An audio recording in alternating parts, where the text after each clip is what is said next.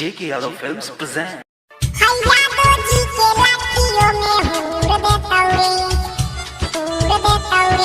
JK Yadav Films. Recording by Mahakodi studio Saharsa. ऐसा टच पमाजा भरपूर देतौ रे ए हो, ऐसा टच पमाजा भरपूर देतौ रे, हैया दो जी के लाठियों में हूर देतौ रे।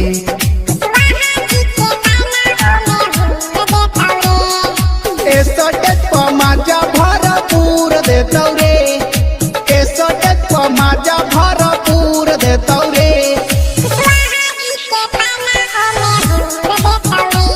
कुशवाहा जी के पन्ना ओ में हूर देतौ रे।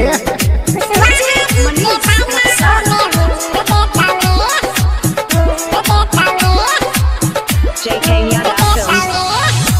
Recording by Mahakodi studio Saharsa. Stage पर ठीक से ना कमर हिलाइबे, सोहनी मिसिर जी से बचे ना पाइबे। स्टेज पर ठीक से ना कमर हिलाइबे, सोहनी मिसिर जी से बचे ना पाइबे। खाए ना दे हम पूछी तोहरा के भाव, क दे हम ओही जगहिए पधाओ, क दे हम ओही जगहिए पधाओ। हैया दो जी के लाठियों में हूर देतौ रे, कुशवाहा जी के पैना ओ में हूर देतौ रे। हैया दो जी के लाठियों में हूर देतौ रे, कुशवाहा जी के पैना ओ में हूर देतौ रे।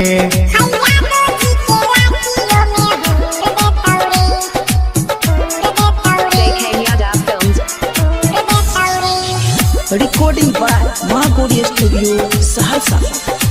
बंगाल से आइले उड़ावेले गारादा, धैली दरोगा जी तो फरदी है पारादा।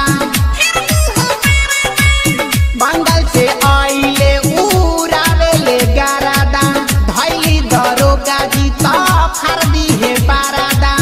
संजय संवरिया लब के पर गइलू पीछा, आवो न पूरा कदी मनवा के इच्छा। छैल छबीला माजाई भरपूर देतौ रे, छैल छबीला माजाई भरपूर देतौ रे। यादो जी के लाठियों में हूर देतौ रे, कुशवाहा जी के पैना धके हूर देतौ रे। JK Yadav Films.